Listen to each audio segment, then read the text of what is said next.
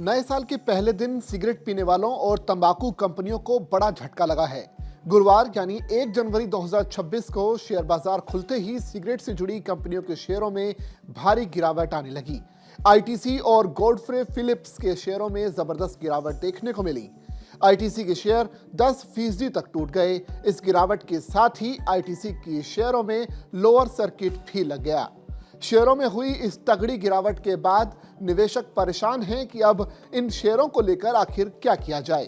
ITC के share सुबह 402 रुपए 70 पैसे पर खुले और दोपहर 12 बजे तक 362 रुपए 70 पैसे का निचला स्तर छू लिया। 10% की गिरावट के बाद एक्सपर्ट्स ने इन शेयर को लेकर अहम लेवल दिए हैं।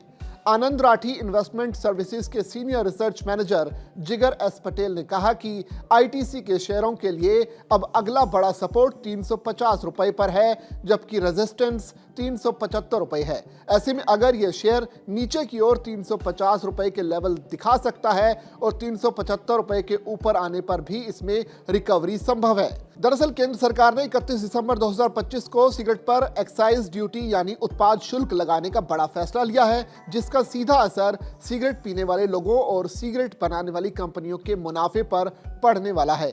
इससे पहले जब पिछले साल सरकार ने जीएसटी रिफॉर्म्स किए थे, उसी वक्त ये बता दिया था कि सिन गुड्स पर पहले की तुलना में ज्यादा जीएसटी लगाया जाएगा, जो अब 1 फरवरी 2026 से लागू भी होने जा रहा है। बुधवार देर रात वित्त मंत्रालय की ओर से जारी एक आदेश में यह बताया गया कि इस आदेश में सरकार ने सिगरेट की लंबाई के आधार पर 2050 रुपए से लेकर 8500 रुपए प्रति 1000 स्टिक तक एक्साइज ड्यूटी लगाने का फैसला लिया है।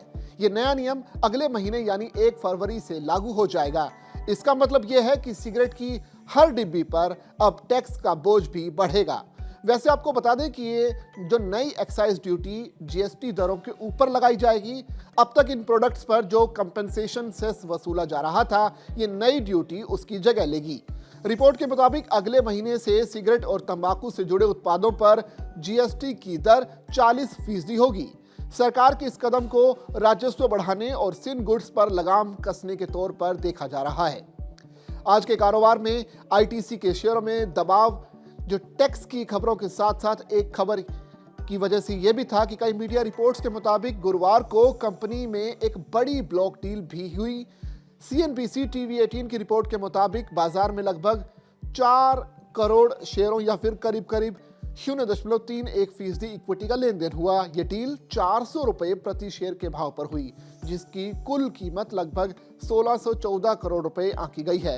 हालांकि इस सौदे को लेकर अभी तक कोई भी आधिकारिक पुष्टि नहीं हुई है, लेकिन उम्मीद की जा रही है कि ब्लॉक डील से निश्चित तौर पर बाजार में एक बड़ा असर देखने को मिल सकता है।